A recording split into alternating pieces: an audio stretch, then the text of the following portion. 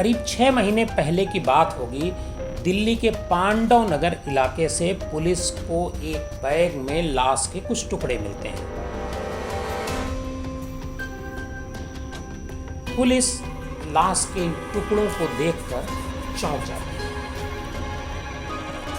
Bag में जो लाश के टुकड़े थे वो 4 हिस्से में थे और टांग के ये टुकड़े थे। पुलिस ने हत्या का केस दर्ज कर लिया और जांच शुरू कर दी। कुछ दिन बाद 7 जून 2022 को पुलिस को उसी इलाके से एक व्यक्ति का सिर मिलता है। कटा हुआ सिर बेहद ठंडा था।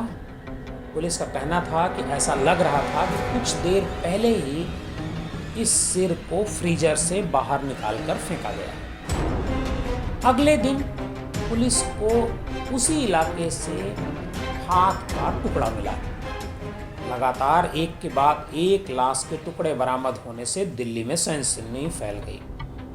अखबारों में भी खबर छपी, टीवी में भी खबर चली।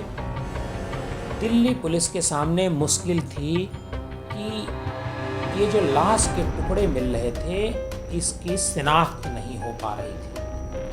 पुलिस ने सबसे पहले दिल्ली के सभी इलाके जो थाने हैं वहां से पता कराया कि कहीं किसी व्यक्ति के गुमशुदगी की कोई रिपोर्ट तो नहीं है।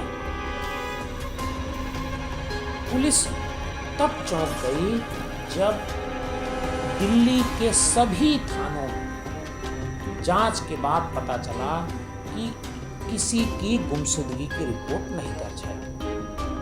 अब पुलिस के लिए मुश्किल थी कि आखिर किसी के गायब होने की जब रिपोर्ट दर्ज नहीं है तो ये जो 100 के टुकड़े मिल रहे हैं ये किसके हैं। उस पांडव नगर के पूरे इलाके में जो सीसीटीवी लगे हुए हैं उसकी फुटेज की जांच शुरू हुई। पुलिस के हाथ एक सुराग लगा।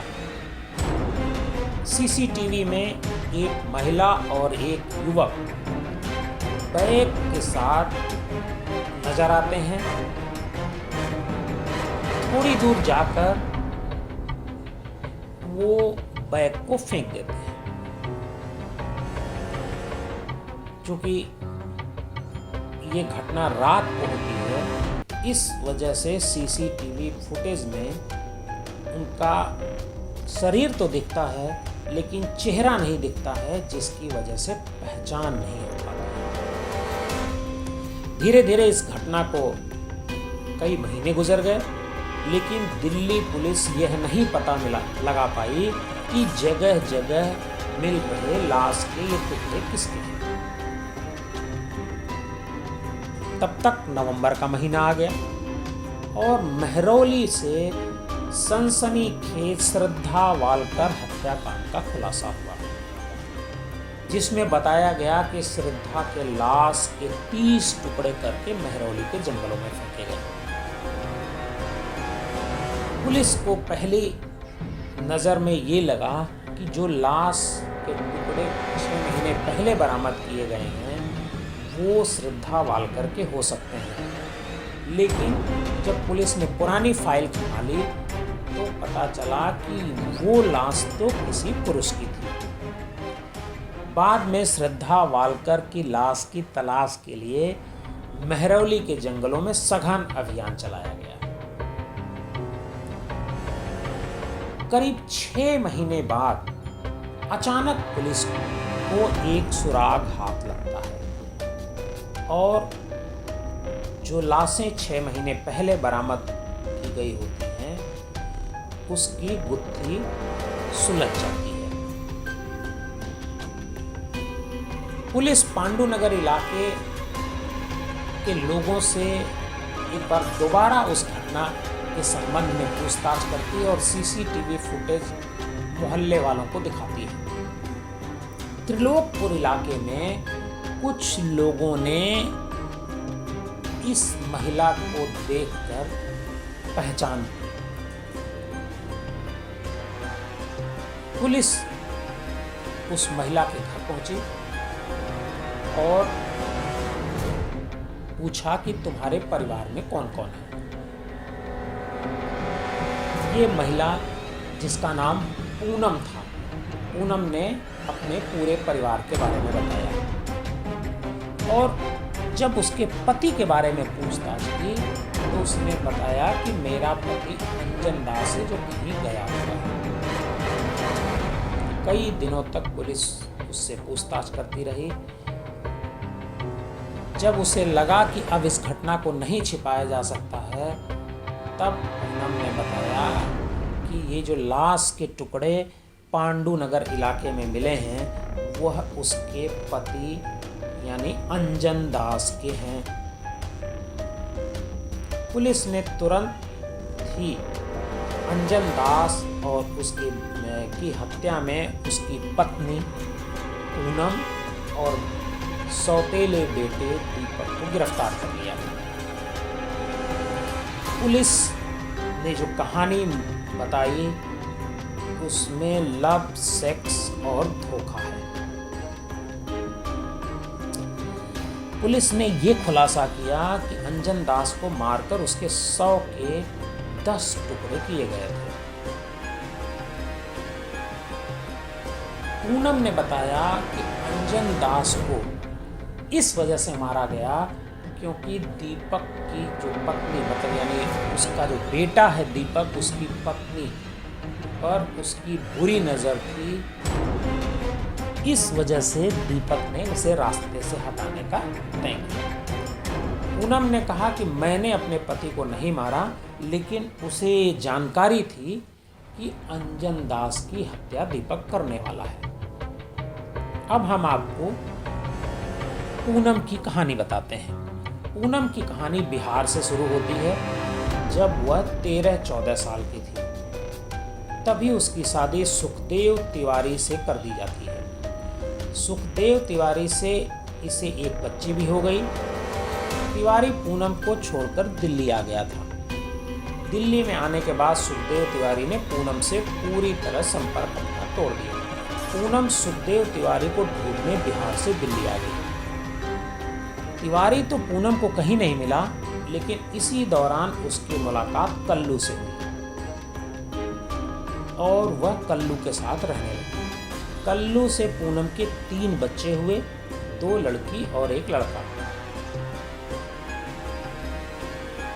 कल्लू शराबी किस्म का था और शराब के नशे में अक्सर वह पूनम के साथ बदसलूकी करता था।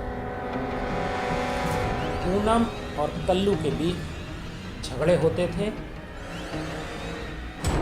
मोहल्ले में रहने वाले ही अंजन दास से पूनम की इसी बीच मुलाकात होती है। पूनम और अंजन के बीच नजदीकियां बढ़ती हैं और अंजन से पूनम प्यार करती है। कुछ ही दिनों बाद कल्लू की लीवर फेल हो जाने से मौत हो गई। कल्लू की मौत के बाद अंजन पूनम के साथ रहने लगा और दोनों ने शादी की। पूनम को यह नहीं पता था कि अंजन पहले से शादीशुदा है और उसकी फैमिली बिहार में रहती है। अंजन और पूनम का रिश्ता ठीक ठाक चल रहा था। परेशानी तब शुरू हुई जब दीपक की शादी हुई, यानी पूनम और कल्लू के बेटे दीपक की शादी हुई। दीपक की शादी के बाद जब उसकी पत्नी घर आई, आशिक मिजाज अंजन की नज़र उस अपनी बहू पर थी। वो बहू के साथ छेड़छाड़ करने लगा। इसके साथ ही दीपक की एक तलाकशुदा बहन भी थी जो उनके साथ ही रहती थी।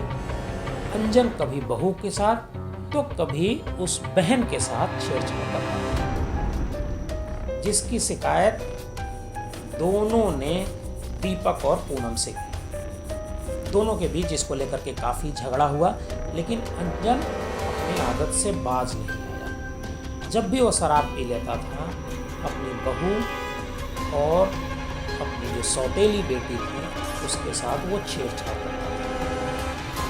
दीपक इसको लेकर के काफ़ी परेशान रहता था और उसने कई बार अपनी माँ से कहा कि हम लोग जितना पैसा कमाते हैं वह सारा ये ले लेता है और हमारी बहू और बहन पर भी बुरी नज़र रखता है।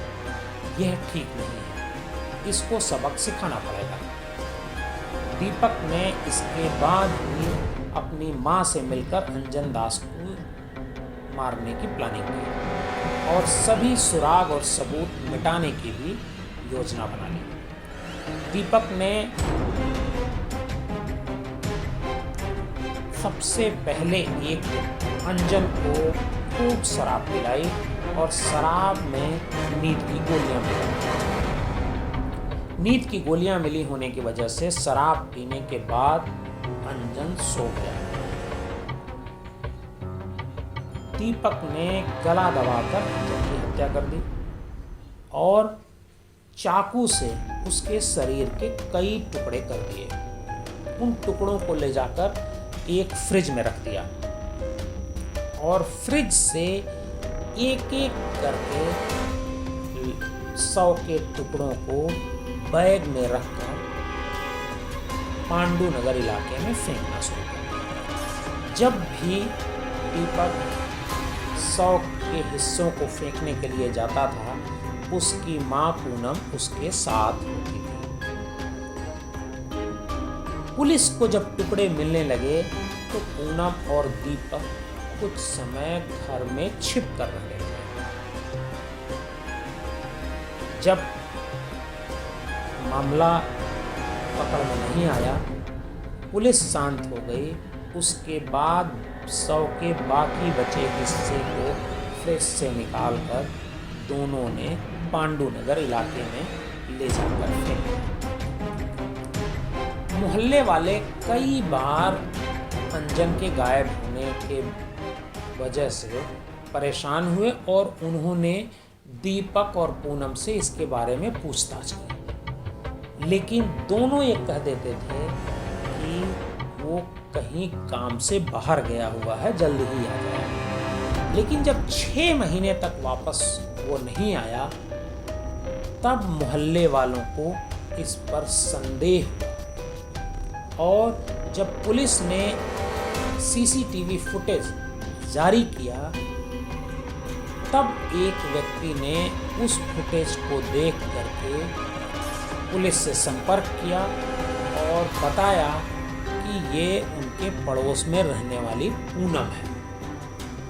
पुलिस ने पूनम के घर दबिश दी और दीपक और पूनम को गिरफ्तार कर लिया।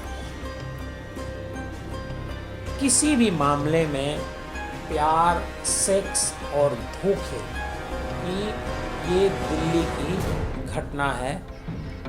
आपको हमारी ये कहानी कैसी लगी एक बार जरूर